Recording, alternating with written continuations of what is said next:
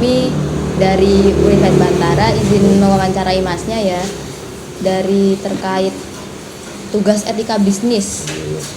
Perkenalkan, nama saya Retno Wulandari. Saya Dina Cata Febriana. Saya Asra Latsika. Saya Ridwan Maulana. Ya. Untuk Masnya boleh perkenalan dulu, Gus? Nama saya Iwan Santoso. Saya pemilik warung makan khususnya di Ayam Geprek di daerah sekitaran kampus Univet. Di sini saya sebagai pemilik ya menerima wawancara dari mbak-mbaknya dari mahasiswa. Mohon mbaknya bisa menjelaskan apa yang akan disampaikan ke saya dan saya akan menjelaskannya ke sampean. Oke, mungkin nanti bisa ada pertanyaan-pertanyaan, silakan Mas jawab ya Mas ya. Sebelumnya ini sejarahnya berdiri tempat ini tuh gimana Mas? Sebenarnya dulu usahanya Ayam Geprek berdiri tahun 2020 saat COVID ya, karena dulu saya kan kerjanya di Denpasar Bali. Saya pulang karena COVID ya, saya punya ide buka warung makan. Asal muasalnya kayak gitu sih. Sebenarnya cuma warung makan kecil sih sebenarnya. Tempatnya aja cuma 4x5. Alhamdulillah sekarang udah pindah lokasi lebih besar lagi.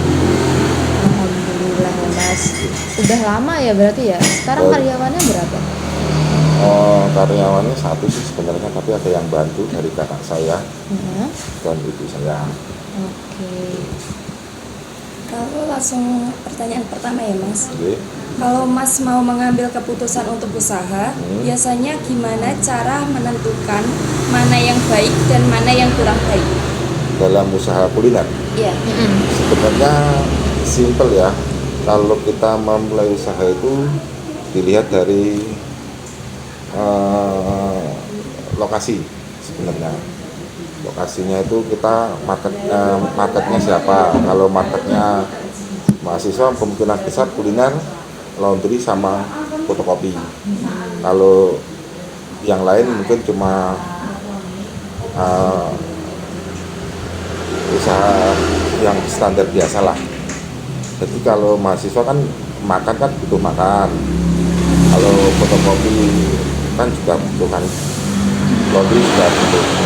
Jadi gitu. Yang pertama itu lokasi, yang kedua dilihat dari margin usaha. Kalau kita buka warung makan yang marginnya besar, HPP-nya kecil, itu juga bisa dilihat. Selanjutnya, kalau nentuin harga produk, membagi tugas karyawan dan memberi gaji, gimana caranya supaya semua itu adil? Sebenarnya kalau gaji karyawan ya, gaji karyawan itu sebenarnya kita dilihat dari berat atau tidaknya sih sebenarnya, sama jam kerjanya. Kalau jam kerjanya di atas 8 jam ya kemungkinan besar di atas 80. Harga standar sih menurut saya kalau karyawan warung makan. Kalau kita warung makan harga gajinya UMR jo nggak berani. Sebenarnya cuma gitu sih. Selanjutnya, kalau punya target atau ingin mengembangkan usaha, gimana cara Masnya menyeimbangkan keinginan itu dengan resiko yang mungkin terjadi? Sebenarnya kalau warung makan itu kalau kita kan bukan masuk golongan warung makan R&B ya. R&B kan bisa buka cabang atau apa gimana, atau kita franchise kan, atau gimana, atau kita kelola sama teman-teman, itu kan R&B ya. Kalau R&B itu resikonya juga besar. Jadi kemungkinan besar kalau fokus satu tempat ya satu tempat. Kalau makan untuk saat ini ya dari segi ekonomi kita saat ini itu lebih baik kita fokus satu tempat, kita kelola dengan baik, kita hitung margin keuntungannya bagus atau enggak, HPP-nya membengkak atau enggak itu kita lihat, semuanya bisa dilihat. Yang penting fokus satu tempat dulu. Kalau pengen buka usaha lain boleh, tapi beda sama usaha makanan kayak gini, karena kita fokusnya makanan itu lebih detail. Oke. Kalau Oh, iya. kalau kemungkinan besar usaha lain kan bisa kita pelajari dan kita akan lihat situasinya yang lain. Paham, paham. Oh ya, kemarin kan dolar sempat naik ya Mas ya. Iya. Itu ada kayak apa ya Mas ya? Kayak berpengaruh nggak Ya. usahanya Mas ya? Berpengaruh sih, tapi nggak terlalu signifikan. Mungkin dari harga bahan baku mungkin. Mm-mm. Harga bahan baku lebih mahal. Contoh besar, harga timun sekarang itu per kilonya 15. Kalau dulu kan 7.000, 6.000 itu udah harganya mahal. Sekarang 15. Naik, ntar turun lagi. Cabai juga naik, turun lagi, itu juga pengaruh sebenarnya. Iya. Sekarang kan banyak produk impor, Mas, yang murah dan kualitasnya bagus. Gimana cara usaha Mas supaya tetap bisa bersaing? Kalau kita itu masuknya bukan nggak pakai bahan baku impor ya. Kalau contoh kita berasnya itu bisa ngambilnya dari petani, nggak ngambil dari semua ayamnya itu ngambilnya juga di pasar juga, harga pasar. Di situ cabai juga dari petani. Kemungkinan besar saya dari pasar sih harganya. Jadi kalau bahan baku impor nggak pakai.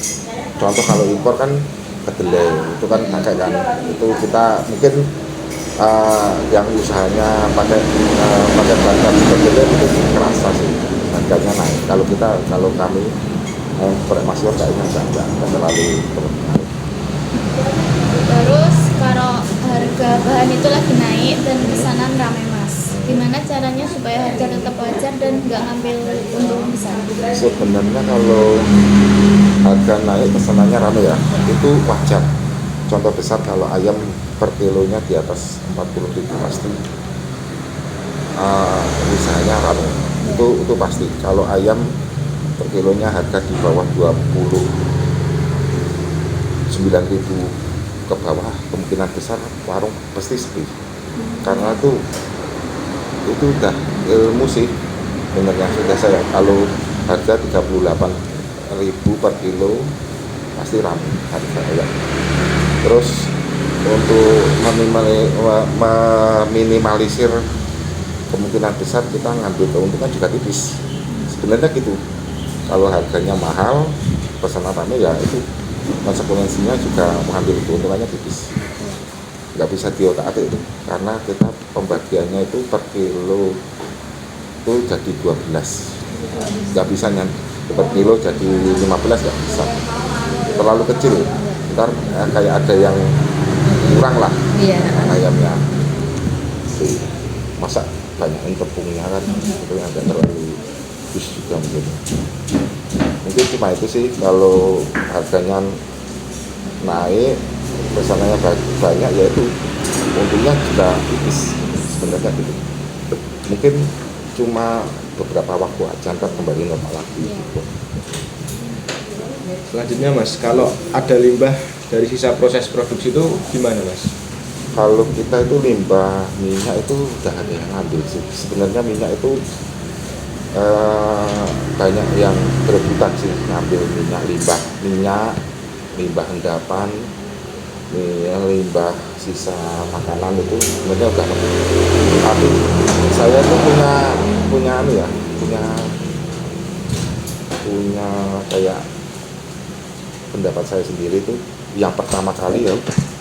Jadi contoh masnya itu pengambilan pertama, ntar mbaknya ada yang nawarin lagi dengan harga yang lebih mahal, saya ngambilnya dengan mas. Kayak udah langganan saya gitu loh. Gitu. Ada yang ngambil mas limbahnya. Khususnya minyak sama endapan penggorengan. Kalau kita olah sendiri nggak bisa. Kemungkinan besar itu limbah endapan itu untuk pakan babi. Kalau endapan minyak itu biasanya dibuat untuk biosolar. kayaknya kayak gitu.